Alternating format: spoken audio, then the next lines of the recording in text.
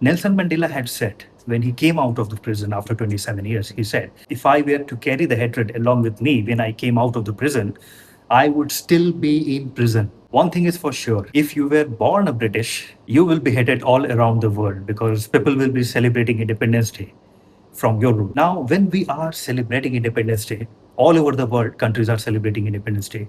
Our entire focus is on the political independence. You will see that such a time will come in history.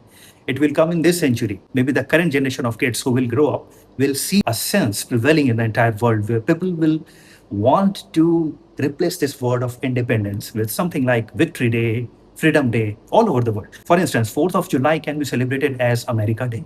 What's wrong?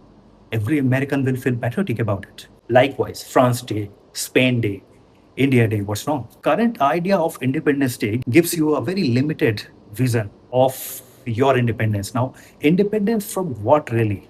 Is it just a political independence you are celebrating? It's fine to celebrate Independence Day, feel patriotic, feel happy. It's completely okay. But to limit ourselves to that idea of freedom, which is political, is living life unfulfilled way. Today, we are not really independent. We think we are independent. Independent from what? A certain British rule. That is our whole idea of freedom. But truly speaking, we are not independent. Whatever social movements have happened in modern history, they happened because of a certain rigid layer of opposition, a block, opposition block. You want to use all your force and remove that block, and you are calling it independence. No, that is just the first step of moving towards freedom. If we truly want to feel independent, we need to move beyond. What is that freedom? This is a very curious question. We need to introspect.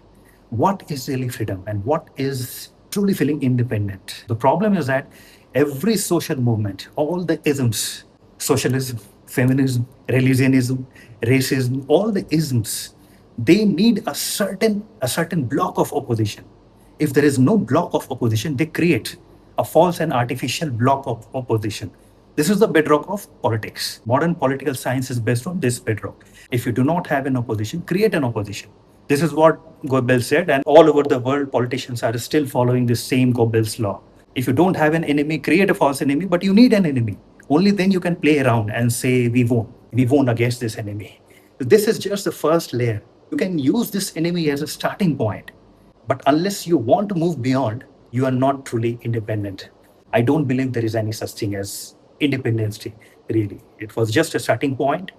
Almost 100 years have passed. The world has failed to go beyond Independence Day. I also wish to see a day when people all around the world express a desire to move towards expressing their real freedom, which stays unmanifested within ourselves.